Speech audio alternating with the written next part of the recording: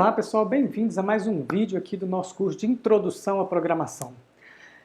Como eu mencionei no início do curso, a gente está trabalhando com programação estruturada, que é composta por sequências, desvios e repetições de comandos. Perfeito? Bom, nessa aula de hoje, nós vamos falar sobre a repetição. Nós já vimos a sequência, né? Nós já vimos o desvio, ou seja, o comando if e o comando switch, e agora a gente vai falar sobre a parte de repetição. Bom, então vamos lá. Antes da gente começar a nossa aula, eu vou mostrar um pequeno exemplo para vocês aqui, e aí vocês vão depois utilizar uma repetição para esse exemplo, que aí vai ficar fácil de vocês entenderem, tá? Compreenderem o porquê de usar repetição.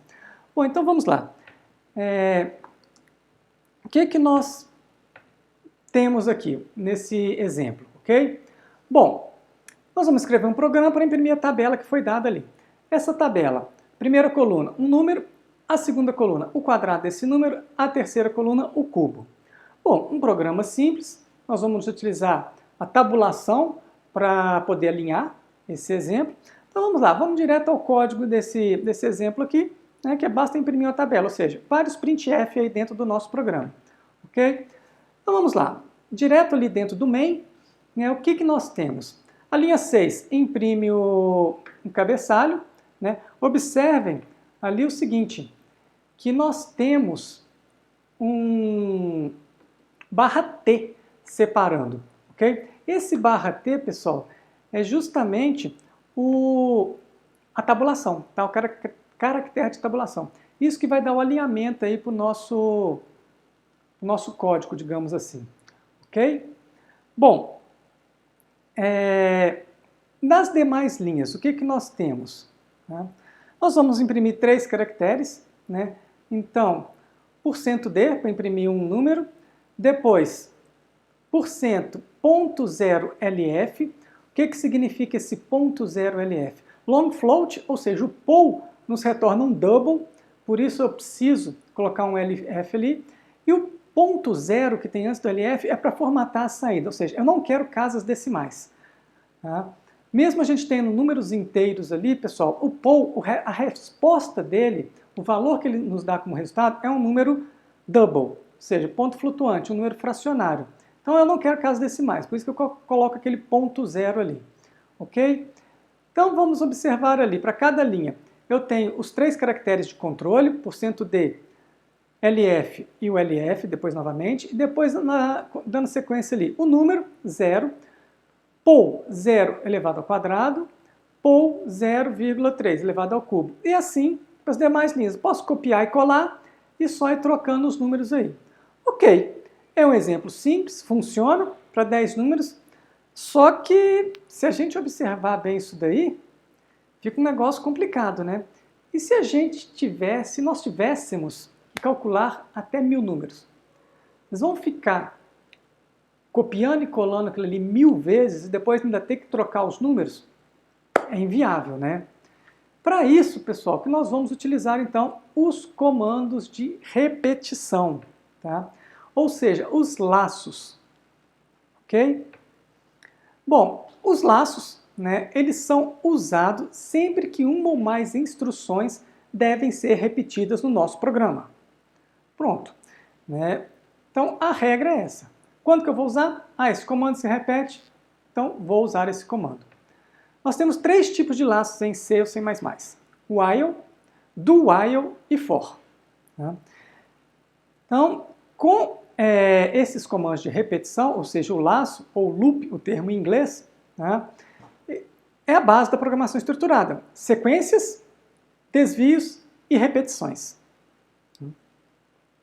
Bom, o while e o do while, eles funcionam de forma semelhante. Tá?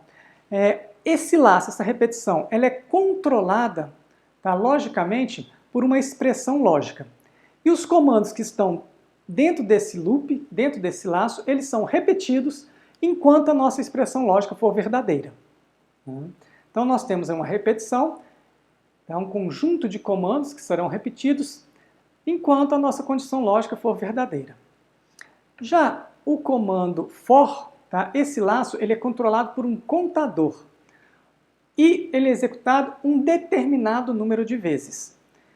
Então a diferença que a gente tem basicamente no while e do while eu tenho uma expressão lógica. No laço eu tenho um contador, ou seja, um número pré-determinado de vezes. Pensando nisso, pessoal, quando que nós vamos usar while ou do while, quando que nós vamos usar for? O for já fica a dica. Se eu já sei de antemão quantos valores eu tenho, quantas repetições são, posso usar o for. Se eu não sei, se eu vou descobrir isso ao longo do programa, eu posso usar o while ou do while. Na verdade, dá para a gente escrever qualquer repetição com esses comandos, mas tem alguns que vão se adequar melhor ao que a gente necessita. Tá? Vai depender de caso a caso.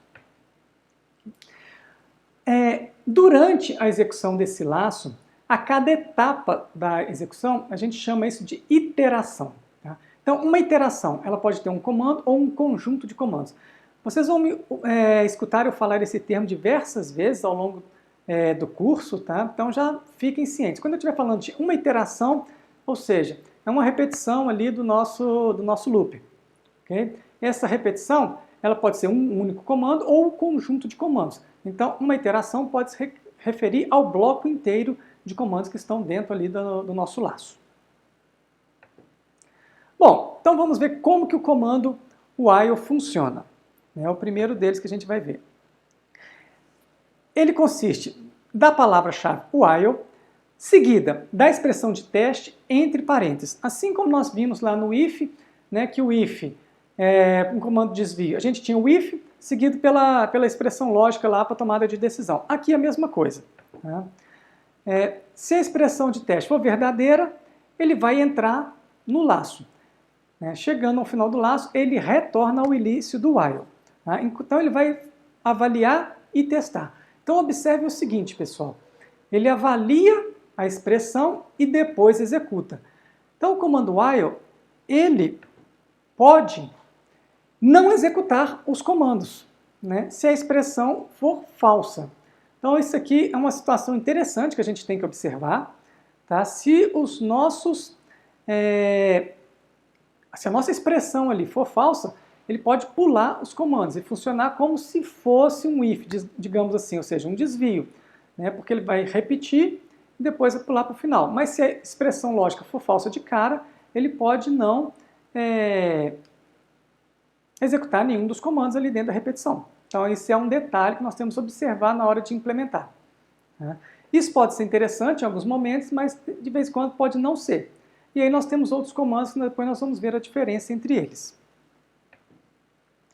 Se a gente observar o fluxograma do comando while, ele é muito parecido com o fluxograma do if.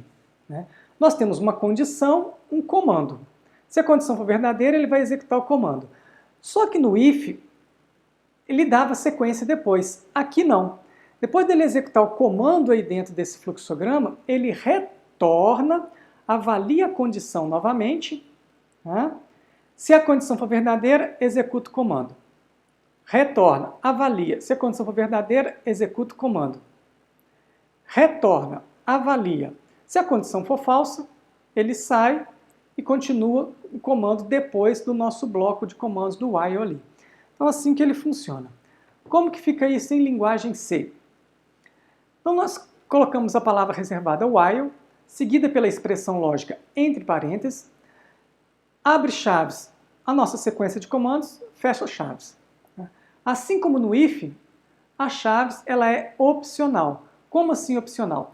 Se nós tivermos somente um comando, ela é opcional. Mas se forem 2 ou mais comandos, é obrigatório colocar chaves.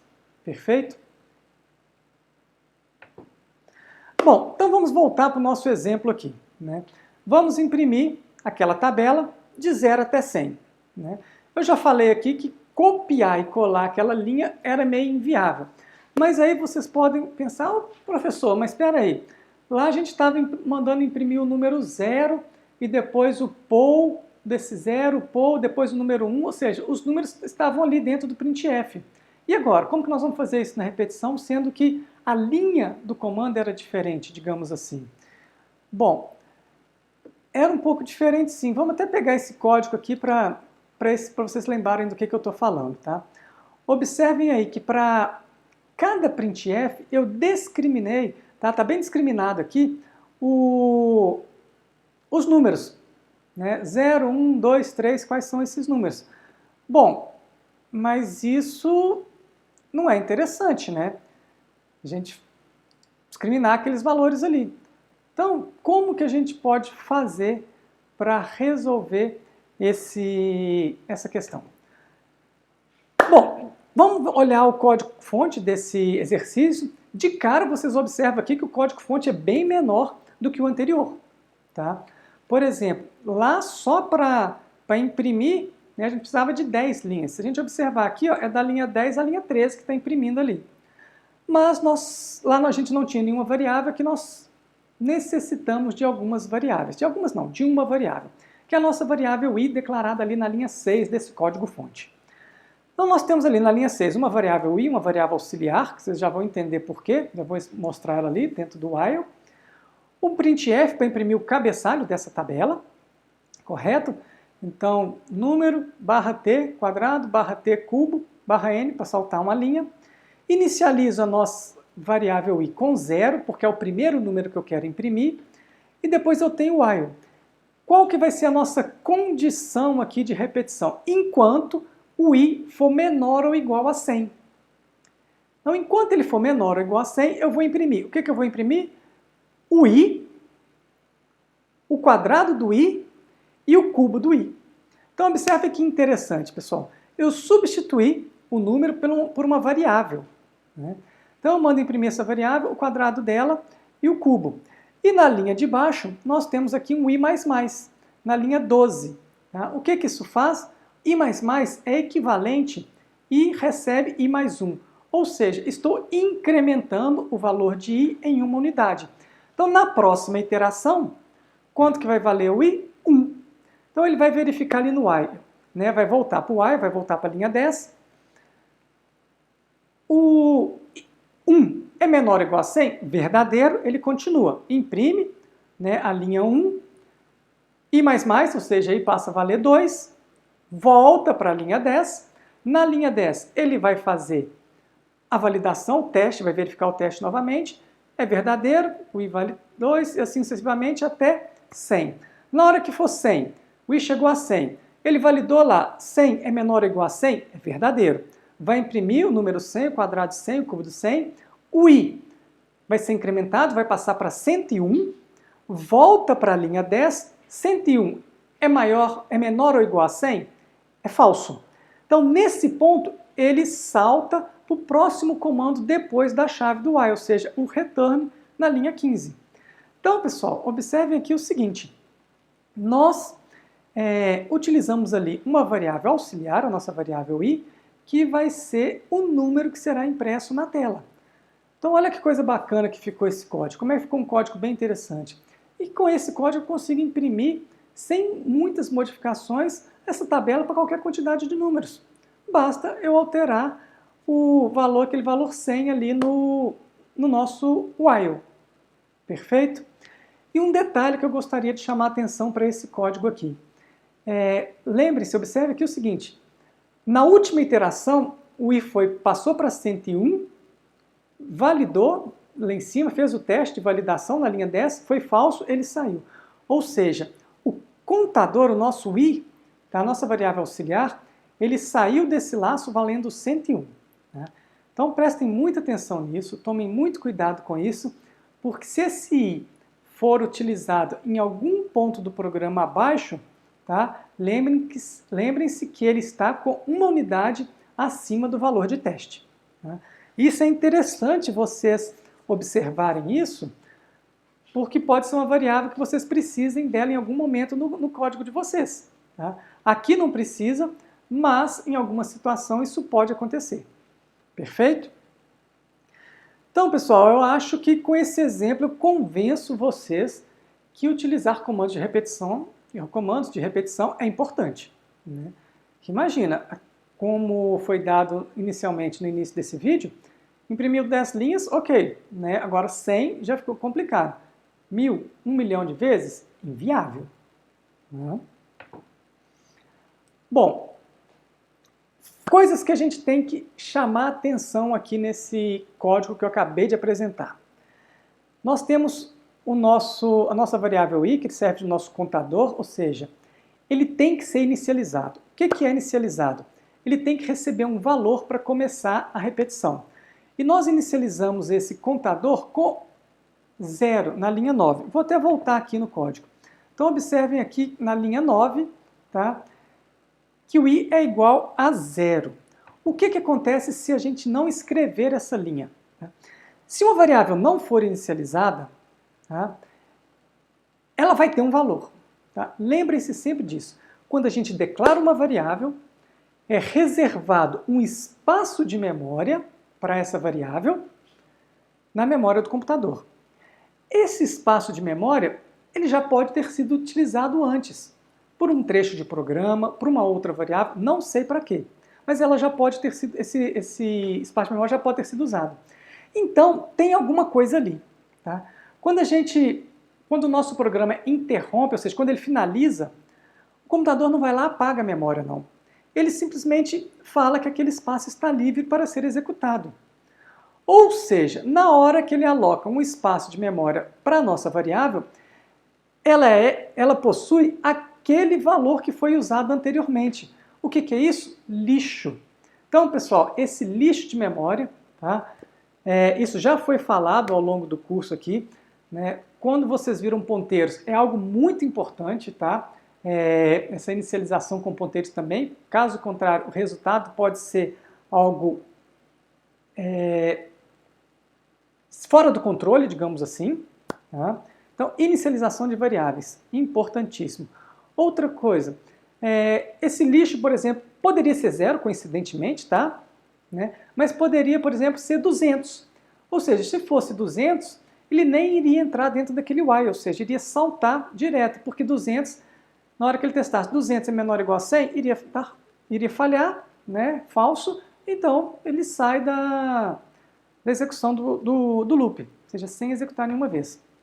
Tá?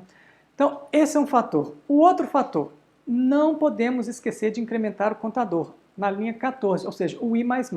Tá?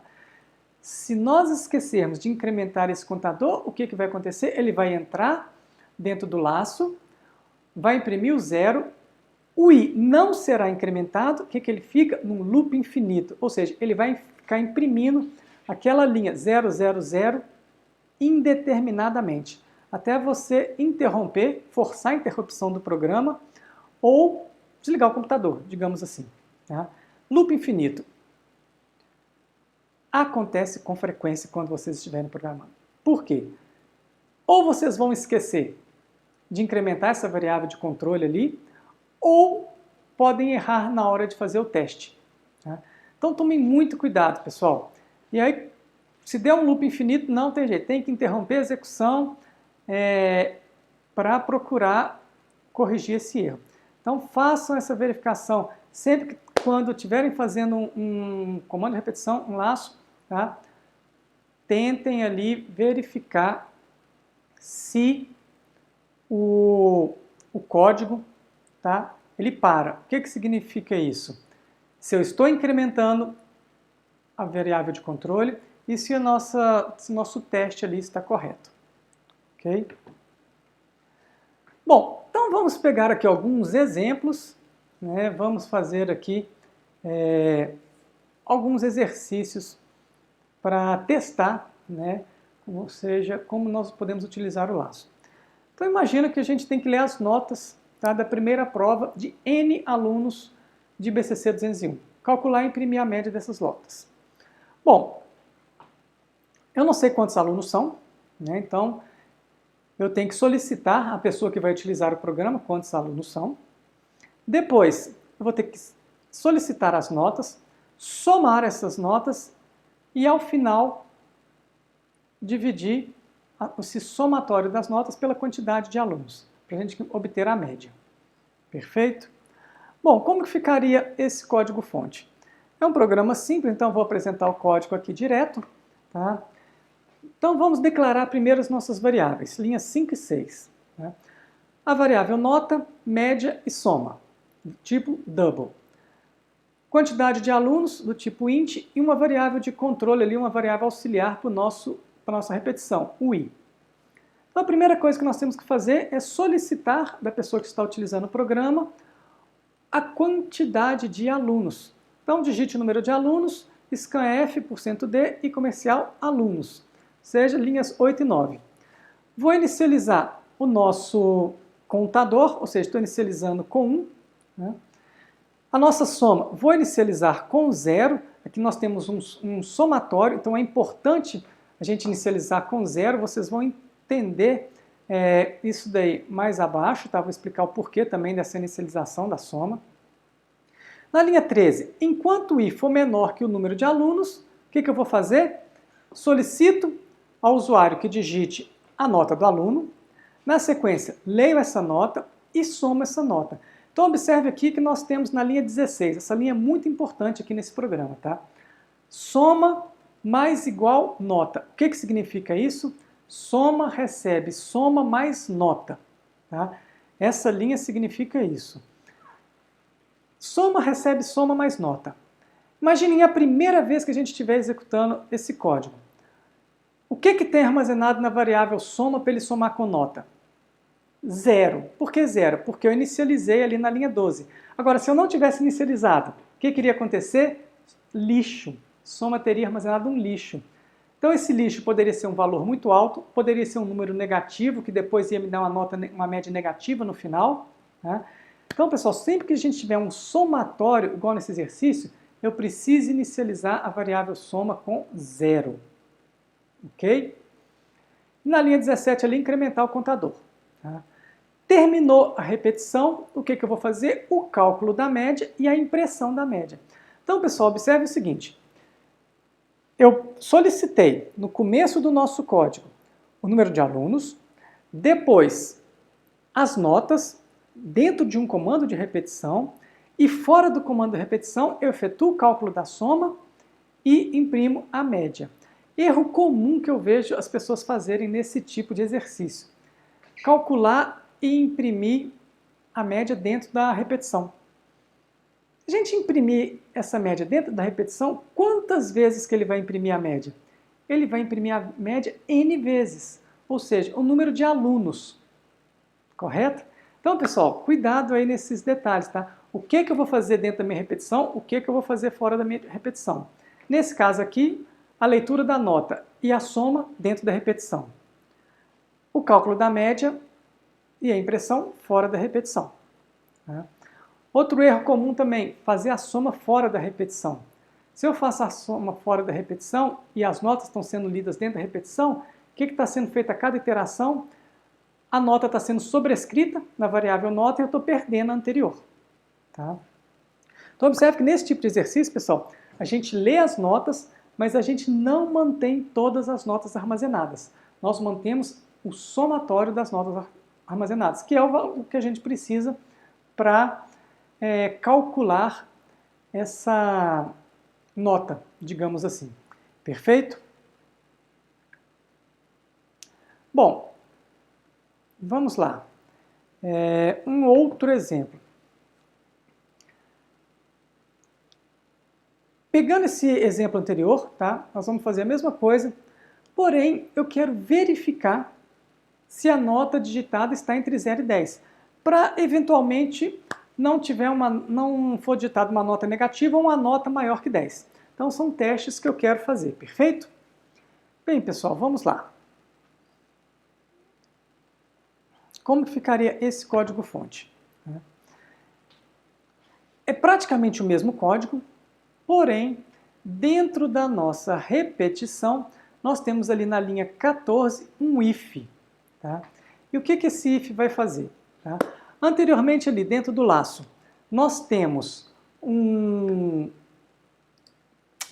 a leitura da nota, digamos assim, linha 12 e 13, imprima a mensagem e digita a nota. Depois eu valido. Se a nota for menor que 0 ou maior que 10, o que significa isso? É uma nota inválida. Então eu imprimo uma mensagem, nota inválida. E ele vai voltar para o próximo comando depois do else. Próximo comando depois do else, exatamente. O que é o próximo comando depois do else? o final do while. Então ele vai retornar ao início do while, o i não foi incrementado, ou seja, vai continuar válido. Ele vai solicitar a nota novamente, validar se a nota está entre 0 e 100. Se estiver correta, ele vai entrar no else. Tá? E aí vai somar a nota e vai incrementar o contador. Então, pessoal, observe aqui um detalhe interessante nesse programa. Tá? Esse if, obviamente, a gente poderia inverter a lógica ali. Tá? A soma e o incremento está se a condição fosse verdadeira e uma mensagem de erro ali está no else, sem problema algum. Tá? Mas eu quis fazer dessa forma porque é menos intuitivo, digamos assim. Né? Normalmente todo mundo pensa, vou somar, se for verdadeiro ali eu somo, mas eu quis fazer o contrário. Tá? Então, se a nota for menor que 0 ou maior que 10, nota inválida. Eu imprimo a mensagem, pessoal, e não faço nenhum cálculo, nem incremento o contador. Por quê? Eu tenho que solicitar uma outra nota. E eu não li a nota daquele aluno I, digamos assim. Então, eu preciso que ela seja solicitada sem fazer nada. Por isso que nós temos um if else aqui. Tá? Se a nota for inválida, imprima a mensagem e solicito novamente.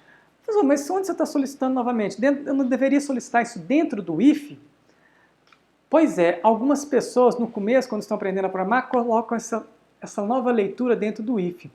Mas se você colocar essa leitura dentro do if, você vai ter certeza que a pessoa digitou uma nota válida, ou essa nota que ela digitou pode ser inválida novamente. Ou seja, você vai ter que ter outro if ali. Então, pessoal, a leitura da nota vai ser dentro do while. E os cálculos dentro daquele if ali, se for necessário, do if else, tá? Caso contrário, nós temos uma mensagem de nota inválida ou fazemos os cálculos. Então, esse exemplo, pessoal, ilustra bem uma validação, tá? Quando a gente precisa de ficar repetindo a entrada, caso ela seja inválida. Então, a repetição, nós vamos observar que nós passaremos a utilizá-la também para solicitar novamente valores válidos. Nós já fizemos exercícios, por exemplo, vamos lembrar um aqui. O exercício da área de uma circunferência. Né, onde a gente pedia o raio, se o raio fosse negativo, a gente imprimia uma mensagem, raio negativo, e finalizava a execução do programa. Nós não tínhamos como solicitar um raio válido. Até poderíamos solicitar, mas se a pessoa digitasse um raio negativo novamente. Uma questão, pessoal, que a gente nunca sabe quantas vezes a pessoa vai digitar um raio negativo, naquele exemplo. Então precisaríamos ali de um comando de repetição para fazer essa validação. Tá? Então, comando de repetição também é utilizado para isso. Perfeito? Nós vamos fazer um exemplo específico só para validar a entrada mais para frente. Vamos pegar um outro exemplo aqui. Considerar que o número de alunos é desconhecido. Tá? Ou seja, a pessoa que está informando não sabe quantos alunos são. Se ela não sabe, eu não posso solicitar a quantidade de alunos. Então, eu preciso ter um critério para esse programa finalizar. E qual que é esse critério? Uma nota negativa. Tá? A gente sabe que nota negativa não existe, então se a pessoa quer encerrar o programa, uma nota negativa. Esse nota negativa aqui, pessoal, a gente vai chamar essa nota seria um critério de parada. Qual que é o critério de parada da nossa repetição? O usuário digitar uma nota negativa. Perfeito? Então esse é o critério de parada. Bom, como que fica o nosso código-fonte aqui? Eu vou solicitar a nota antes do while. Por que eu tenho que solicitar a nota antes do while? Porque eu preciso de uma nota inicial para começar a nossa repetição. Observe que o nosso while aqui agora mudou. Né? Eu não sei a quantidade de alunos, então eu não posso ter um contador aqui nesse exercício. Olha que interessante, se eu não sei a quantidade, eu não posso ter um contador para ele ir até menor que tanto, não posso. Né? Mas que eu sei que vai parar quando ele digitar uma nota negativa. Então, enquanto a nota for maior ou igual a 0. Nota 0 pode, né, galera? Então, maior ou igual. Tá? Se não existisse nota 0, poderia ser maior que 0. Perfeito? Bom, se a nota for maior que 0, o que eu vou fazer? Somar. E aqui eu preciso calcular a média. Para calcular a média, a gente precisa saber quantos alunos são. Então aqui nós precisamos contar a quantidade de alunos. Então nós temos aquela mesma variável alunos, só que o valor dela era fornecido pelo usuário, agora esse valor nós que temos que contabilizar, digamos assim. Então na linha 12 nós temos ali alunos mais. Então efetuei a soma, contabilizei o aluno, solicito ao usuário que digite uma nova nota, ou um valor negativo. Então, pessoal, observem que aqui agora, essa entrada de dados ela está duplicada. Nós temos ela antes do while e dentro do while. Né? Antes do while, para ela poder entrar no while, e dentro do while, depois que ela fizer a soma, ou seja, ela faz a soma, solicita uma nota e volta para o início do while para poder validar se a nota é negativa ou não. Se a nota for negativa, ele não vai incrementar, não vai somar essa nota na variável soma. Saindo da nossa repetição, calcula a média na linha 16 e imprime o valor da média na linha 17. Então essa é uma possibilidade de execução. Qual que é a desvantagem desse exemplo com relação ao exemplo que nós fizemos até anteriormente, validando a nota, né? Nesse caso aqui eu preciso de ter o comando printf scanf duas vezes ali para a entrada da nota, né? Nesse caso aqui, eu não estou validando se a nota é maior que 10, ela é somada, mas uma nota negativa ele não soma. Uma nota negativa não entra na soma, mas não está validando a nota maior que 10. Para isso a gente precisaria de um if, igual nós fizemos anteriormente, né? Então vamos ver uma outra forma de fazer aquele programa ali anteriormente, sem duplicar a entrada de dados. Tá? Então eu inicializo a nota, tá, com valor 0, para que ele entre ali a primeira vez. Né? Então, enquanto a nota for maior ou igual a 0, o que ele vai fazer? A primeira coisa, pessoal, é ler uma nova nota. Ou seja, então aquele valor 0 que eu inicializei, ele vai ser sobrescrito logo de cara aí na hora que entrar no if, no while. Só que nós temos que tomar o seguinte cuidado. Se ele digitar uma nota negativa, essa nota não pode entrar na soma. Então, para isso, nós precisamos de um if dentro desse while, dentro dessa repetição. Tá? Se a nota for maior ou igual a 0, eu faço a soma. Caso contrário, ele não vai entrar nesse if, ele vai voltar para a linha 8 no início do while e assim validar, fazer o teste ali, verificar que a nota é negativa, sai do while. Tá? Então ele vai fazer dois testes ali, um para verificar se a nota é negativa no while e outro para verificar se a nota é negativa no if. Né? Eu, particularmente, pessoal, eu prefiro duplicar a entrada de dados, tá, do que fazer esse if. Mas são possibilidades. Eu gosto de duplicar, principalmente quando eu sei que esse while vai ser executado uma quantidade absurda de vezes. Por quê? Um if dentro de um while é algo que pode deixar o programa um pouco lento, porque os computadores modernos, eles vão, digamos assim, pré-processando as linhas seguintes do meu comando, enquanto ele está executando uma linha anterior, ele vai pré-processando, só que o if faz com que isso pare esse pré-processamento, porque ele precisa tomar uma decisão, e muitas vezes ele ainda não tem todos os valores necessários para tomar essa decisão. Então isso acaba acontecendo, perfeito? Então, sempre que eu puder evitar um if dentro do while, eu faço, mas isso é para deixar o programa talvez um pouco mais rápido. Mas nem sempre isso é verdade, tá? Às vezes não tem diferença nenhuma. Tá? Mas isso é só quando você precisa, assim, que seu programa seja muito eficiente. Então, a gente vai tentar ganhar um milésimo de segundo por milésimo de segundo ali para tentar melhorar a eficiência do programa. Bom, vamos lá. Um outro exemplo, tá? Aqui nós temos, pessoal, para quem não conhece esse símbolo aí, dessa equação, é um somatório. Tá? Como que a gente lê isso aí? Isso é um somatório de i variando de 0 até n-1, somando os termos 1 dividido por 2i. Ou seja, se o i estiver valendo 3, o meu somatório vai de 0 até 2, ou seja, n-1, onde n é 3, tá? E vai somar 1 dividido por 2 elevado a 0 mais 1 dividido por 2 elevado a 1 mais 1 dividido por 2 elevado a 2. Nós teremos 3 termos, ok? Então, para isso que essa forma aí de somatório, para quem não conhece. Bom, então nós vamos calcular esse somatório para um dado valor de n, que deve ser digitado pelo usuário, só que n tem que ser maior que 0. Então aqui nós temos uma validação na entrada. Bem, pessoal, então vamos ver o código aqui do nosso exemplo, tá? Eu tenho que ler o número inteiro, tá? Maior que 0. Então observem que nesse código aqui, na linha 7 e 8 ali, o que nós temos? A leitura da quantidade de termos, tá? O valor de n. Eu não estou validando se esse número é maior do que 0, mas isso é algo importante de fazermos, tá? Mas isso depois nós vamos fazer no próximo exemplo aqui, tá? Nós vamos modificar esse código aqui para a gente poder fazer isso, perfeito? Bom, então vamos lá.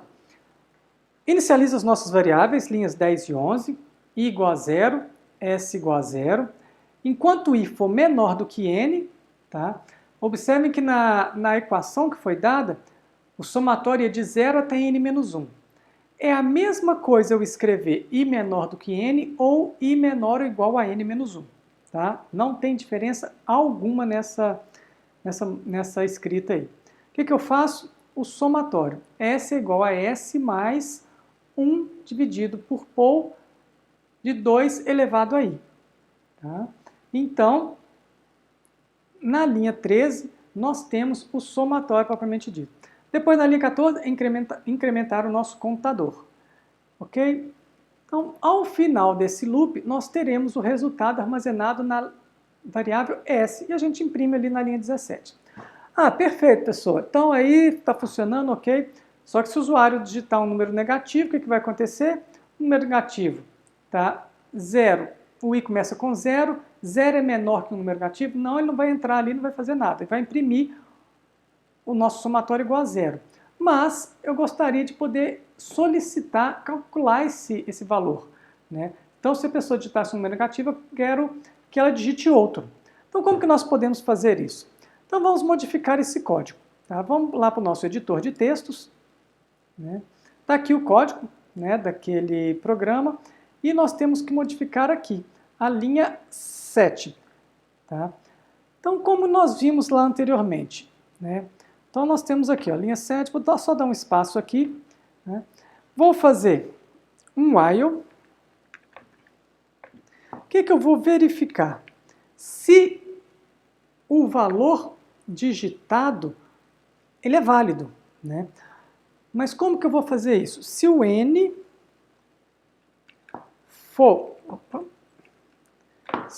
for menor do que 0, o que significa? Que eu não posso efetuar os cálculos. Tá? Não posso efetuar os cálculos. Então, eu vou copiar isso aqui, essa linha de cima aqui, Command C. Se eu não posso efetuar os cálculos, o que eu faço? Eu solicito o usuário um novo valor de n. Então, pessoal, olha só a estratégia que nós utilizamos baseado num exercício que nós já vimos anteriormente. Tá? Então, linhas 8 e 9. O que eu faço? Solicito que o usuário informe o valor de n. Valido, na linha 10. Né? Como que eu vou validar? Aqui, pessoal, não vou utilizar um if, vou utilizar um while.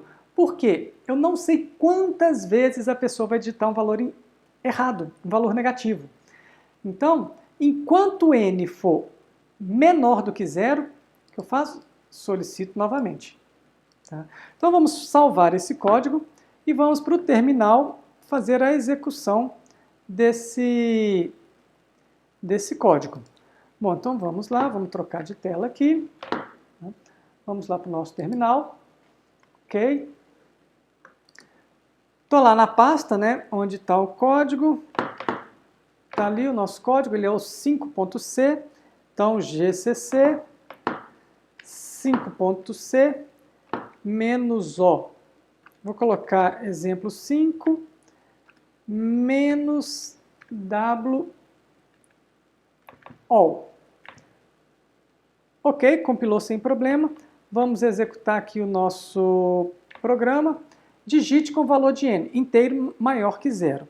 Se eu digitar 5, ok, ele vai lá, faz o cálculo e apresenta o resultado. Se eu digitar um número negativo, o que acontece? Menos 5. Digite um valor inteiro. Se eu digitar de novo um número negativo, digite novamente. Ou seja, enquanto eu ficar digitando valores negativos, ele não vai fazer o cálculo. Digitei um valor positivo, digitei 8 ali, calculou 1,99. Perfeito? Então, pessoal, voltando aqui para o nosso código.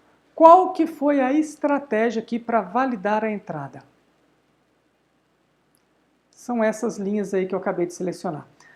Então eu faço a entrada, né, ali logo acima, nas linhas 7 e 9. Depois eu tenho um while, e dentro desse while eu solicito novamente a entrada. Então eu vou ficar fazendo isso enquanto a pessoa estiver digitando um valor negativo. Assim que ela digitar um positivo, ok, interrompo esse while e faço os cálculos normalmente.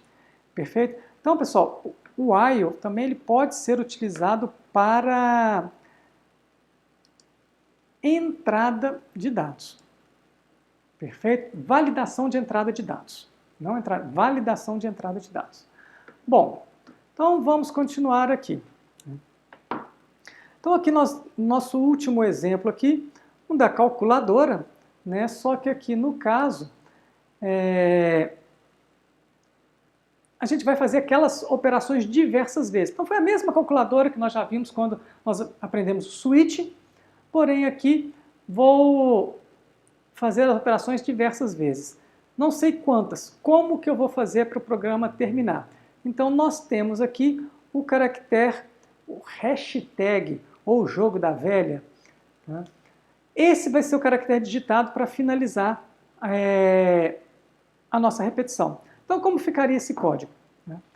É o mesmo código da calculadora utilizando o switch. O que nós temos? Acrescentamos o while ali na linha 7. Então, enquanto a operação for diferente de jogo da velha, o que eu vou fazer? Vou ler os operandos e vou efetuar o cálculo. Observem, pessoal, que nós temos a operação sendo lida duas vezes. Tá? Uma na linha 5. Por que ela está sendo lida duas vezes? Eu tenho que ter um valor para poder entrar no while. Então, coloquei ela ali antes. Se a pessoa já digitar jogo da velha de cara, ele não vai entrar nesse while, não vai pedir os números. Tá? Por isso que eu coloquei os números dentro do while e só o operador fora. Se eu colocasse os números fora, se a pessoa digita jogo da velha de cara e ainda tem que digitar os números, não tem muito sentido, né? Então aqui tem esse detalhezinho, tá? E é importante. E depois, ao final, depois do cálculo, eu solicito novamente o operador. Se a pessoa digitar na segunda operação o jogo da velha, ele vai voltar para cima na linha 7, vai verificar que é um jogo da velha e sai, pula para o return. Se ele não digitar um jogo da velha, se digitar uma operação válida, o que ele vai fazer? Ele vai voltar, solicitar os operandos e efetuar o cálculo. Então, assim que vai ficar esse loop aí, essa operação. Perfeito, pessoal? Bom, então nossos exemplos terminam por aqui. Esse foi um vídeo mais extenso, né, digamos assim. Eu não quis quebrar ele em dois, eu poderia ter separado exercícios, mas eu achei melhor já fazer todos os exemplos, né, para ficar mais fácil aí vocês acompanharem. Bom, um exercício para vocês fazerem, né, para treinarem. A média harmônica, tá? Então vocês vão fazer um programa para calcular a média harmônica. E ela é dada pela seguinte equação. H, que é a média harmônica, é igual a n dividido pelo somatório de i variando de 1 até n, de 1 dividido por xi. Então aqui observem, pessoal, que nesse exercício, tá, nós temos diversos valores para x. Então aqui, observe que nós temos que ler vários x, digamos assim. Então, esse x nesse exercício, a entrada desse valor vai ter que ser dentro de uma repetição. Tá? Então, a dica que eu estou dando para vocês nesse exercício. Perfeito? Bom, com isso a gente termina essa aula sobre o while. Na próxima aula, nós vamos falar aí sobre o comando do while e sobre o comando for aqui na continuação desse desse vídeo, perfeito? Então, pessoal, eu espero que tenha ficado claro aí, tá? Exercícios de while. Uma dica que eu dou para vocês, sempre pensarem, tomarem muito cuidado com a repetição, o que vai ficar fora da repetição, o que vai ficar dentro. Prestar atenção com a inicialização das variáveis e com as variáveis de controle, se elas estão sendo incrementadas corretamente dentro do while ou não, tá? Isso são dicas que ficam aí para vocês prestarem atenção.